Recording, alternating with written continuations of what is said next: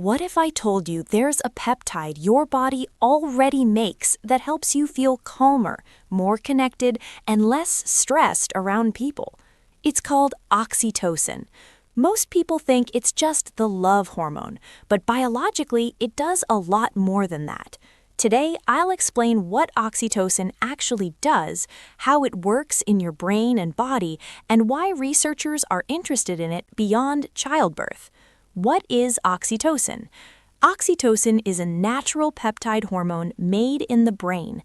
Your hypothalamus produces it, and your body releases it when you bond with someone, feel safe or supported, give birth, breastfeed, experience closeness or trust.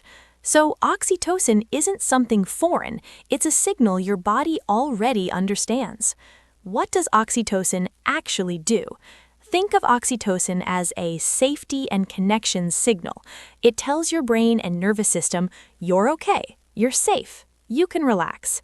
That message changes how your brain responds to stress, fear, and other people. Inside the brain, oxytocin talks to specific areas.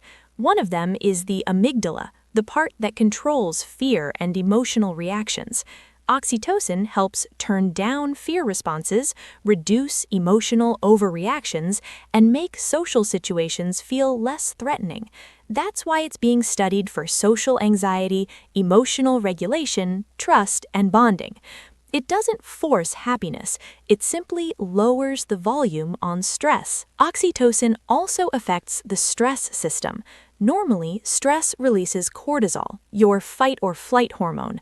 Oxytocin helps reduce cortisol release, calm the nervous system, and bring the body back into balance. This is where oxytocin is most famous.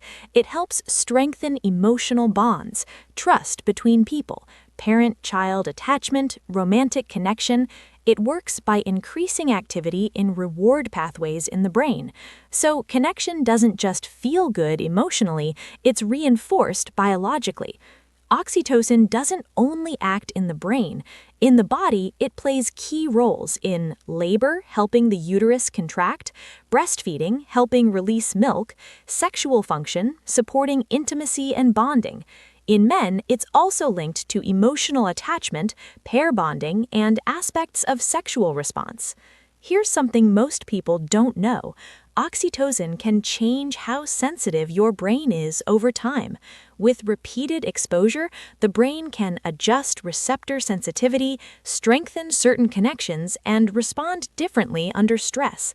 This helps explain why people respond to oxytocin differently, and effects can vary from person to person. Biology is personal. Oxytocin also shows protective effects in the brain. Research suggests it can reduce brain inflammation, calm overactive immune cells in the brain, and support healthy brain connections under stress. That's why it's being studied for mood disorders, stress-related conditions, and developmental differences. Researchers are exploring oxytocin for reducing social anxiety, improving bonding and trust, supporting postpartum recovery, enhancing intimacy, and helping with emotional regulation. This does not mean it's a cure. It means it's a signal worth studying. Oxytocin is powerful, so context matters. And like any hormone, dose matters, timing matters, individual biology matters. Always involve a medical professional for clinical use. Oxytocin isn't magic. It doesn't force love or happiness. It simply sends a message your body already knows. You are safe. You can connect. You can relax. And sometimes that signal alone can change how the brain responds to the world. If this helped you understand oxytocin better, like, subscribe, and share. It helps the channel grow. More peptide biology explained simply coming next.